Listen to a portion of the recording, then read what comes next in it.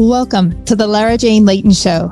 This podcast is for you, the person who keeps putting others first. Your self-talk has held you back.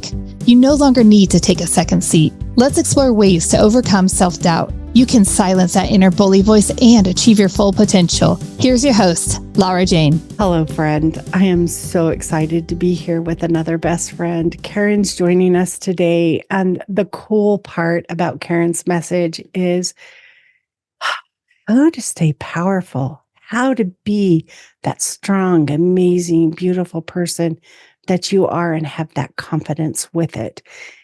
How do we take this second half of our life and make it our best life? So, Karen, I love the topic. I love living an extraordinary life. And I know our friend with us is going to love it too. So I'm putting all of the information on how to contact you. Everything that we talk about, it's in the show notes right now for the listener to go to reach out to you.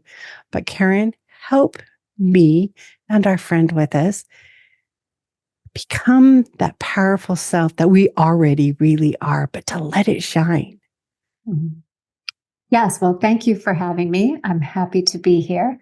And this is a really wonderful, very nuanced topic because I think, unfortunately, one of the results of living in a very youth-centered, youth-obsessed culture is that women seem to reach a point in life where it becomes so easy to feel like our best days are behind us. And the truth is that our best days are ahead of us. It's just a matter of shifting our perspective a bit. And when we do become so much more powerful. So I think it's an important topic, and I think it's one that touches, every woman in just about every area of life. So these are really important skills to develop and important mindset shifts to make, and, ones that just kind of pay off in spades when we are able to kind of reframe aging and reframe the second half of life a bit. I like that. I like the reframe. I'm really good at change your words, change your life. Mm-hmm. Instead of saying sorry, let's say, I understand. Thank you for helping me to see your point, instead of shaming ourselves with a single word. And so I love that empowerment. How do we switch our mind? For me, and I use myself as an example because I think I'm a pretty common story in the sense that back in 2017, at the age of 48, married for 24 years with 2 teenage children. It was the year that I call my perfect storm. What I mean by that is that was the year I was beginning to really feel a lot of symptoms of perimenopause, and ladies in our 40s, we know this. We know it all too well. I was dealing with a lot of physical changes and challenges, and it happened to be the year that I ended my 24-year marriage. So I was having all of these emotional changes and challenges, and I just felt like a hot mess for most of that year. I knew that I needed to be supporting myself, both physically and emotionally. But to be honest, I didn't know how to do that. I didn't know where to begin. And when I would go to doctors or therapists or, speak to people looking for answers, it became really clear to me that nobody really had the answers, and what became clear to me is that I am the expert in me, right? Like I almost said to myself, I have to become the expert that I'm so desperately looking for because I can't seem to get answers from anybody else. So at that point, I was already certified as a health coach. I took some advanced certifications in women's wellness. I deepened into thought work and ultimately became certified as a life coach. And I really, within a short period of time, I saw the changes in every aspect, every area of my life. But really what it boiled down to was just my decision. It was like almost my stubbornness. Like I was not going to live my future the way I had lived my past. I wanted more. I wanted an extraordinary second half of life. And I knew that in order to have that, I had to do things differently because I was burning myself out. I had burnt myself out. Yes. And so it really was for me a reframing, and it was like a whole, mental makeover.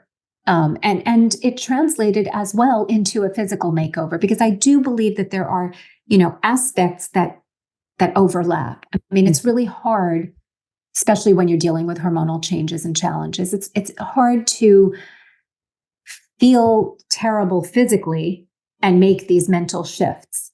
Conversely, it's really hard to support your body well when mentally and emotionally you're feeling like, as I said, like a hot mess. So, it was really kind of a blending of the two that enabled me to turn things around and begin to feel little by little, a little more energy and a little more, I gave to myself a little more than I had previously. I learned the importance of boundaries. I learned the importance of saying no. I learned for me what was, kind of a hell yes, and what I needed to move away from. I joke around that I decided I was going to live my life almost like a game of hot and cold. Do you remember when you were little? Yes. We used to play that game Yeah. where someone would hide something and you had to find it. And as you got closer, it would be like, you're hot, you're hot, you're hot. And then if you were moving farther away, they would say, oh, you're in Alaska, you're cold. I started really operating that way. Like, I just decided I needed to, anything that felt really good to me, I needed to kind of move closer toward and lean into. And the things that didn't feel good, I just needed to inch my way away from.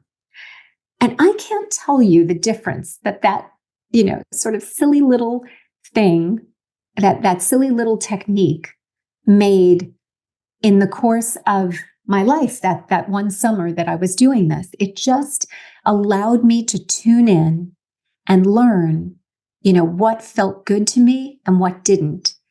And it kind of, I made that tiny little commitment to myself, and it became more and more comfortable to do that. I think when we're so disconnected from ourselves and we're so busy giving to everybody else, we almost like forget what feels good to me and what doesn't, and what do I love and what do I not. Like, we're so used to living for everybody else that even just that little shift, it was like, oh my gosh, I feel so much better. I just had a little space. I had a little breathing room. I had a little more energy. So I think it's that mindset shift and being willing to really tune into ourselves for a change can do wonders as we enter the second half of life. Because the truth is, our bodies are telling us that we can no longer do things the way we did before, right? Symptoms are our body's way of telling us you need some attention, like, girl, you need to pay attention to me. And if you're not paying attention to me, I'm going to force you to pay attention to me. They're really good at that. When they want to knock you down, Agreed. You are down. Yeah. So when you started to do this, if it feels good, move closer. And if it doesn't, move away. How did you feel guilty for not? I have a lot of guilt when I was making choices like, oh no, now I'm leaving the kids behind, or oh, now I'm ignoring so-and-so. And so there was some guilt as you moved farther away. Did it seem natural, or did you have to also deal with a little bit of guilt as you changed that process? Yeah, I did. I dealt with, I dealt with a lot of guilt. It was just unfamiliar to me. And I had to reach the place where I realized, and I was at this place where I realized I was headed down a dangerous path, because if I didn't change my ways and start to support myself, I knew that I would not be able to support my children in the way that I wanted to. I knew that I was weakening myself and that has both physical and emotional consequences. So for me, I think, I just felt so terrible that I just said, I'll try this for a couple of months and just give myself a little time to get used to this new way of being and this new way of responding. And, in a couple of months, I'll regroup, and I can always go back to living the way I was, right? That was always available to me. But I just, I felt there had to be a better way. And I was at that point almost like desperate enough to just say, I need to commit to myself in this way, even if it's just for a little while. And interestingly, there were things that I did that didn't seem, none of this was big sweeping changes. They were minor things. I decided to start a vegetable garden. I decided to take golf lessons. There were certain people that I moved away from that I just felt were a little bit draining at that particular time. And I just didn't want to spend as much time with them. Again, all minor things, but had huge, huge impacts on my energy level. Yeah. It really, some of the, and I learned about myself. I learned golf is not my sport. I learned I'm a horrific golfer and I don't enjoy it. And I probably will never play golf again. But I developed a passion for my vegetable garden. And that's something that I absolutely love. And every year it's gotten bigger and better. And it brings me so much joy. Yeah.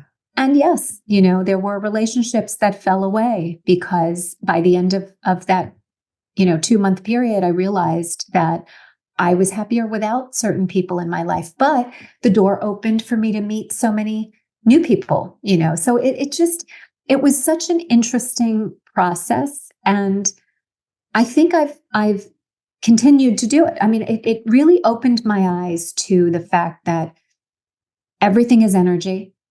And when we are showing up and we feel good and we feel like, even if it's just a little bit of time each day that we've given something to ourselves and that we have moved, just 1 inch closer to where we want to be, it pays huge dividends. And I think that became more and more obvious to me the longer that I did it. And because I was feeling so good, those feelings that you mentioned, the guilt, they really subsided because what took over was like this new enthusiasm, where I had felt kind of beat up and hopeless and exhausted before, so that's the other piece to this. I do think we experience guilt and, discomfort when we're trying on a new way of being.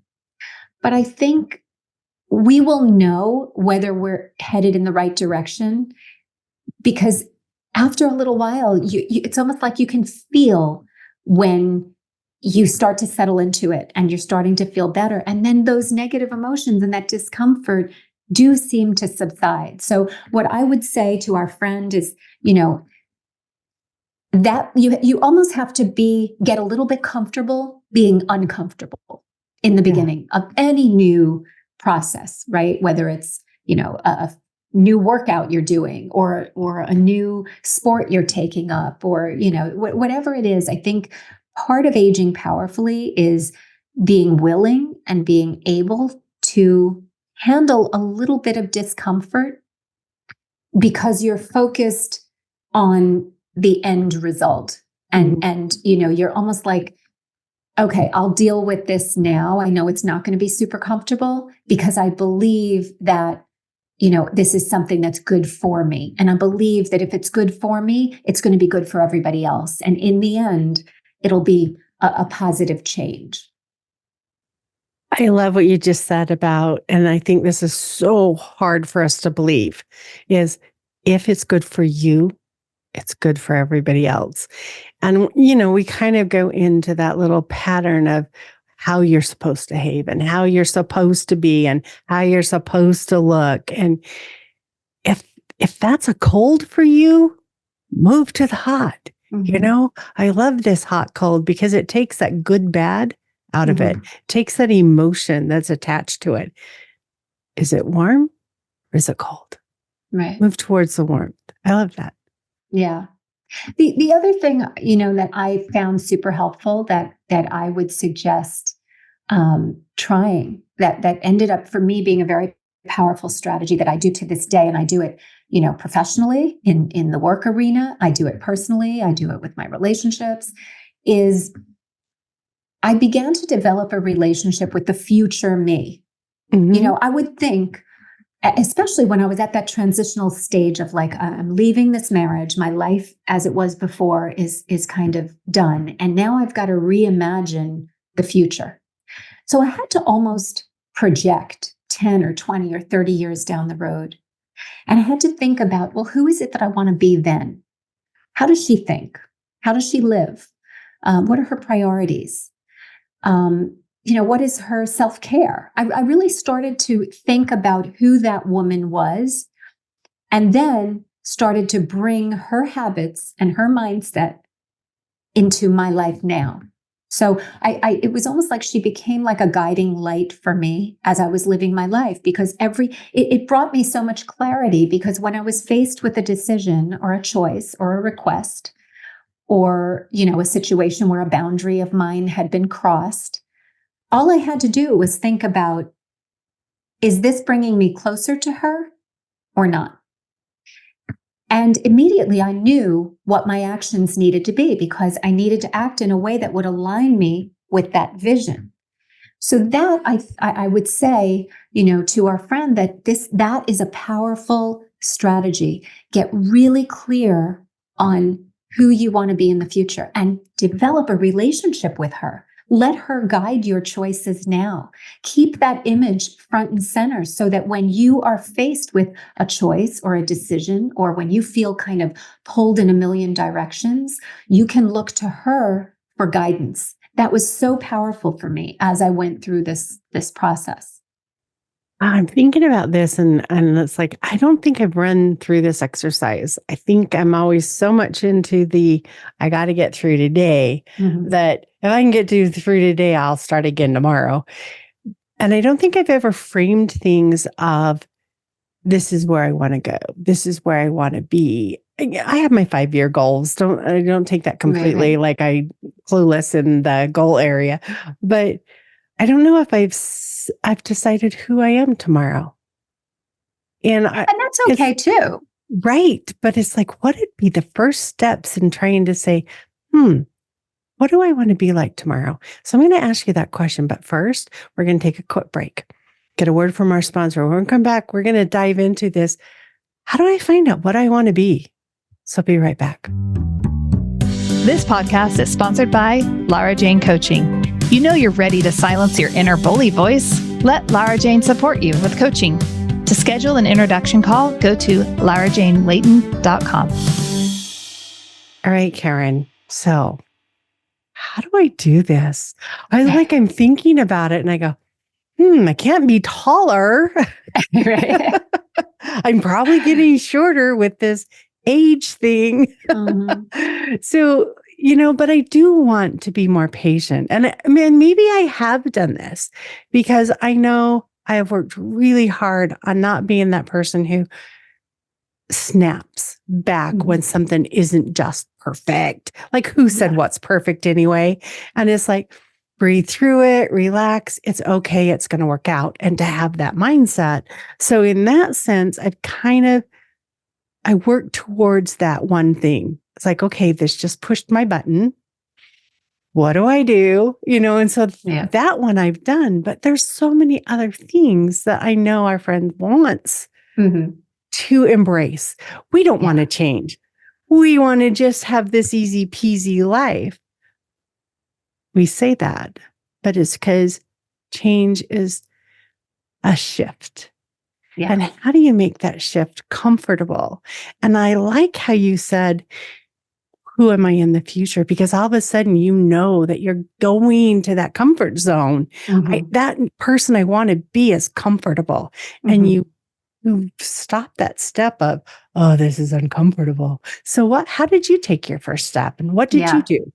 Well, for one thing, it's hugely empowering, I think. And we started out our chat by talking about how we do live in a very youth obsessed, youth centered culture.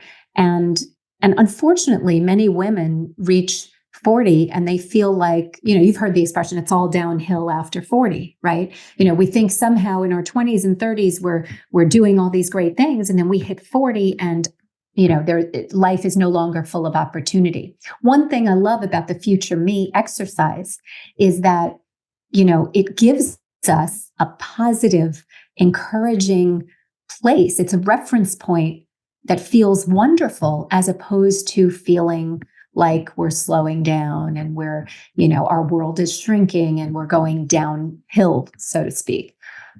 So I do love that it's an empowering way to vision the future instead of falling into the trap of, the past conditioning of, life is somehow over at 40. My mom said I needed to grow up and be this. My dad said I had to do this.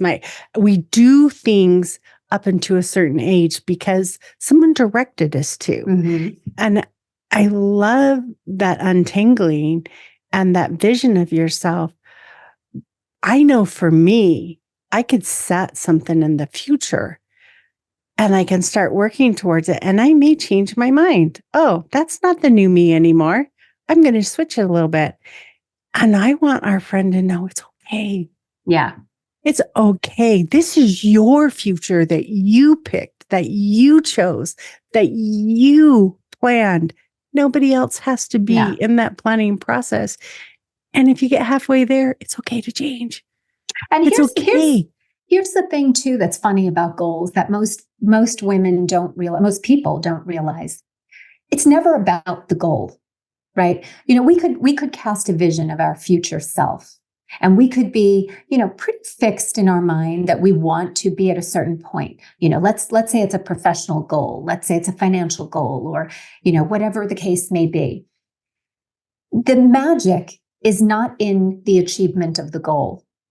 The magic is in who you become in the pursuit of it, right? That's where the growth happens. That's where the expansion happens. That's where we, develop insights about ourselves and about others. And that's where we, grow our confidence. There's so much that happens that, by the time you reach a goal, as you pointed out, the goal may have changed. But more importantly, even if, whether or not you reach that goal, you are better for having strived toward it. The magic is in the journey. I know they always say that, but the truth is that when you have a vision like this of who you want to be in the future, when it's a really compelling vision and you're really working to become that woman, even if your life doesn't look exactly like the life you imagined her to have, I guarantee that the process will have grown you and changed you in ways that, you could never have otherwise grown and changed. So I do think there's really magic in that process. And there's a lot of empowerment in that process. And I think that's why, it really lifted me out of a very dark place because it gave me a really positive, encouraging reference point. And I needed that. And I needed the guidance. And I felt like, having that vision really helped me to have a lot of clarity around what was a yes and what was a no. Boundaries are really hard, as we all know. It's hard to set and enforce a boundary. And traditionally, we're not so good at it because we have put everybody else's needs above our own. So, just that little bit of clarity made it easier to, again, as I said, to know what's a yes and what's a no, to draw that boundary and to be able to enforce that boundary. The enforcement's a hard time. I can set them all day long, but you've loved so much love. We are people of love. And when somebody we love steps over that boundary, it's kind of tough to push back. And that's a strength that we all get to learn is to lovingly push back. We don't have to say, you stepped over my boundary. We can do, let me take a break. We can come up in a kind, loving way of enforcing our boundaries and not that mean. Yeah. The word I never say is the one that's in my head. Right. And like, I know people that have done, like, no, this is my boundary and F off, like, and so I hear that and I go, I don't want to respond like that. I don't want to have that be, to me, that's anger. And I want to respond with love. And if I can respond with love, then we both win. And we can take the guilt out of it by recognizing that when we say no to a request, we are not rejecting the person. We're rejecting the request. In other words, if somebody wants something of me that I'm not comfortable to give, I'm not saying no to the person. I'm not rejecting the person. I'm just not honoring the request. And so, when we talk about reframing things, and I know you also appreciate the power of language, I think so much of it is what we tell ourselves about boundaries and about the word no. And, we do often feel as if we are rejecting somebody instead of thinking of it as rejecting a request and not the person. That is beautiful. That is really beautiful because for the person to know they're not rejected is important. And I've shared this story many times, but it always brings me back to when I invited my granddaughter to a movie with me. And she says, Grandmommy, that's not my interest. She didn't say, Grammy, I hate you. I never want to go to a movie with you. She just turned down that one thing. And I think she was like 7 at the time. Yeah. And you just go, what power, what wisdom to be able to say no to the situation, not the person. I love that. Yeah. And it's powerful because, it's hard to age powerfully without any boundaries. I don't know any woman who is in the second half of her life who is healthy and powerful, who cannot maintain her own boundaries. We need to be able to trust ourselves. If we can't trust ourselves to uphold our boundaries, then how can we be powerful and confident, right? If we can't trust ourselves, first of all, we can't expect anybody else to honor our boundaries if we're not honoring them ourselves. But furthermore, we can't really build an extraordinary second half of life if we are bouncing around, based on the whims and desires and needs of everybody around us, because, it will literally take over our time and our energy. And, we just won't have any room in our life to build something extraordinary, to build the life of our dreams. Right. And, boundaries are mine. It's not like, okay, husband, you can never do this at this time. No, we don't change other people. That's not our job.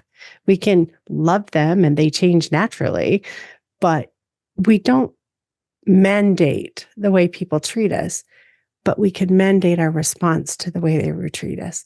And that's where our power comes. That amazing power is, I don't have to let that trigger a negative response.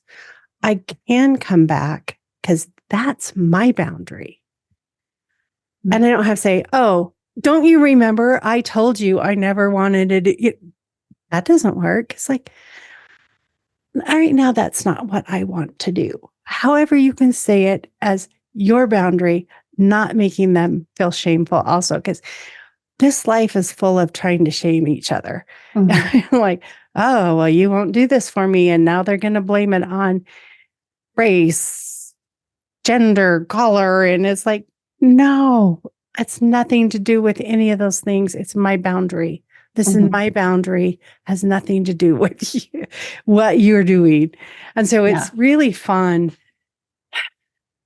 to play through those scenarios. And the more you can do ahead of time, this is my boundary. When somebody attempts to cross it, this is going to be my response. Yeah. And I think as we can plan the response, it's so much easier to do it lovingly and kindly. And so much of it, I mean, I think the power in that is when we take the emotion out of it. Yes. Because if we're screaming and getting emotional, the message is really being diluted, right? But if we can calmly, communicate our boundary to somebody. If I'm really uncomfortable when you do X, Y, and Z, so if you do this, here is what I will do. Here's my response. That's hard enough. But the really hard part is that then we have to be willing to do whatever it is that we said we're going to do. And that's where it falls apart for many women. They can say, here's my boundary. And if you do this, this is going to be my response. But then when the chips are down, they're not really honoring their own boundary. And that's what I mean when I say we have to build trust with ourselves. And the way we do that is by honoring those boundaries that we set, by being very clear about what they are, and then by really honoring them ourselves and upholding them. And if it means disappointing somebody or losing somebody, maybe there's a friend who is constantly crossing boundaries, who's constantly, not honoring your requests or doing something that you have decided you don't want to tolerate in that friendship. You have to be willing, to maybe let some people and some things go because you honor yourself enough to uphold that boundary, and you trust enough that there'll be somebody else who will come along, or there will be, something better around the corner. I mean, a lot of it, I think, is just women are so fearful about disconnecting with others. They're so fearful of disappointing others. They're so fearful of being judged by others. And, when I think it's one of the beautiful things about, again, having that vision of the future you and becoming very boundaried, is that we develop that muscle, that confidence, and that willingness to let some things and some people go when they no longer serve us. And, I had to drop into a dark place to sort of get that. I mean, it took a lot for me to get that message, but I finally realized that it wasn't serving me to try to please I was the classic people pleaser, and it was having physical and emotional consequences. And I was just not happy. So I think it was like, sometimes, we don't really get these messages until we're in a really desperate place, but it doesn't have to be that way. We can inch toward that, even if we're not at that really low point in our lives. And hopefully our friend will head some of these problems off by building those muscles and developing some of those skills before it gets to kind of a critical place where she's, God forbid, facing a diagnosis, or, she's really run herself into the ground and facing some kind of a heavier loss or a heavier situation. Yeah, that diagnosis thing is a pretty quick game changer. And there's a lot of us that wait that long. Yeah. And that's when we make the changes. And my goal is to help people catch it before it's gone to that part. Because absolutely, it costs a lot of money, if nothing else. Yeah. Yeah. But it does cost time, energy, and emotion. There's so much wrapped into health crises or mental crises. And they can really change. They do change your life. And sometimes because you take the reins, for the better. Yeah. And they force us, those situations force us to become the CEO, right? It forces us to suddenly say, oh, wait a minute, I can't leave my life in the hands of anybody else. Now this is like Mother Nature's way of telling me it's time to take back my power. It's time to take control. It's time to, put myself back on my to-do list. But again, we don't have to wait until that point to make that decision. And, I hope that women, I think the tides are turning, to be honest. And I don't know I'd be curious to know your sense, because you work with women kind of in the same, age group and demographic that I do. But, I feel like these are conversations that our mothers never had, right? Like, I think it's an exciting time to be a woman in midlife, because I think that right now the world is opening up to us in a way that, tragically our mothers and grandmothers didn't experience. Yeah, they were very shut down. They were, I'm going to use it, and servants. They were servants to others, and they never got to become their own self. And I'm going to share my mother. She lives with me now, and she's 86.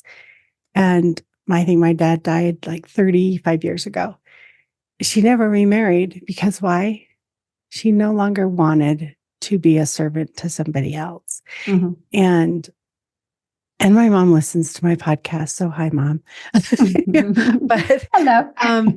But it's that one instant gave her the strength and the opportunity to change that direction. And I don't want to wait for a death in someone's life. I don't want to wait for a tragedy to make that decision that, okay, I am now going to serve me. And it's not selfish. That is the hardest one for us to remember. It's not selfish. Yeah. Because when you're strong, you have more strength to help others. When you're weak, you can't help others. So build your strength through taking care of you. Yeah. Actually, you know what? I'm gonna build a little bit on what you just said. You said it's not selfish. Well, here's the problem: in the negative way. That's exactly right, and that's what I was going to say. The problem is that we've become convinced that it is a bad thing to be selfish. Selfish is just being concerned with the self, right? Protective of the self, supportive of the self. There's nothing wrong with that. We've been convinced that our lives are for the benefit of everybody else. But what if we just decided that selfish was no longer a negative thing? What if we took the negative connotation off of the word selfish and just thought of selfishness as being supportive of the self? That is a very healthy thing, both physically and emotionally, right? To be supportive of the self. So I think even our language has to change, right? Even it's like when you really start this work, when you really begin the process of thinking about the second half of your life, thinking about how to make it extraordinary, thinking about how to age powerfully, what you begin to unravel is all of the programming. And it shows up in the most subtle, seemingly innocent ways, just like in that word selfish, right? And the more you really commit to this process, it really becomes an unraveling and a real, it's very enlightening when we can see, certain things that we've just internalized, from a very young age. Right. And I'm the queen of, if the word feels negative because of our upbringing, find a new word or figure out how to feel better about it. And I think today's world, self-care is just the replacement for selfish. I'm going to do some self-care, which is one thing that doesn't make you feel that negative response right off the top. But when you hear the other one, it's like, that's like, and so it is. It's changing that response to a word and practicing it. And it's funny. I have a 21-year-old daughter, 22. She just turned 22. I'm not even used to saying that yet. But I just had this conversation with her. We were talking about being high maintenance. There's this, again, very negative connotation when we say a woman is high maintenance, right?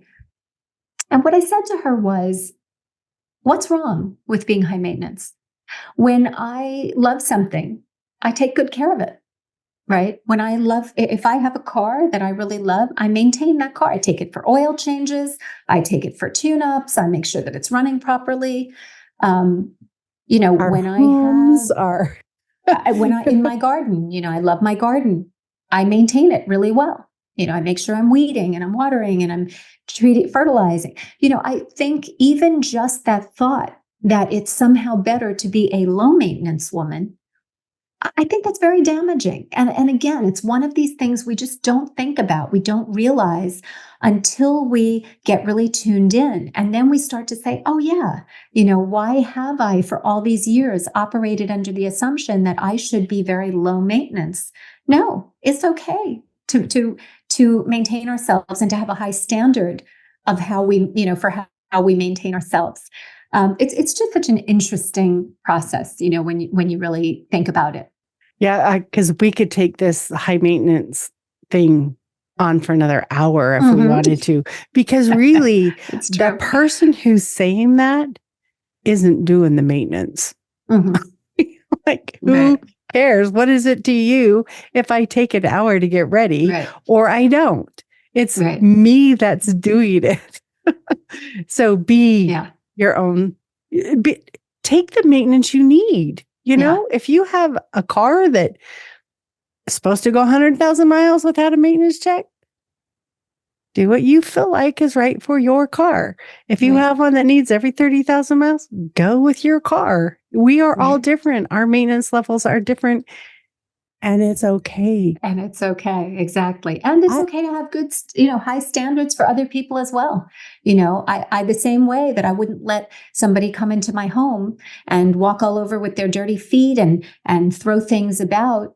I don't want anybody in my mind who's doing, I don't want anybody who's having that effect on my mind and on my emotions. So, I think raising our standards is also a big part of this. And again, it goes back to, you said, or you were talking earlier about feeling, having feelings of guilt, but there should be no guilt when it comes to some of these things, because it is actually healthier to do that than to not do it, but that's just not a message that many of us grew up with.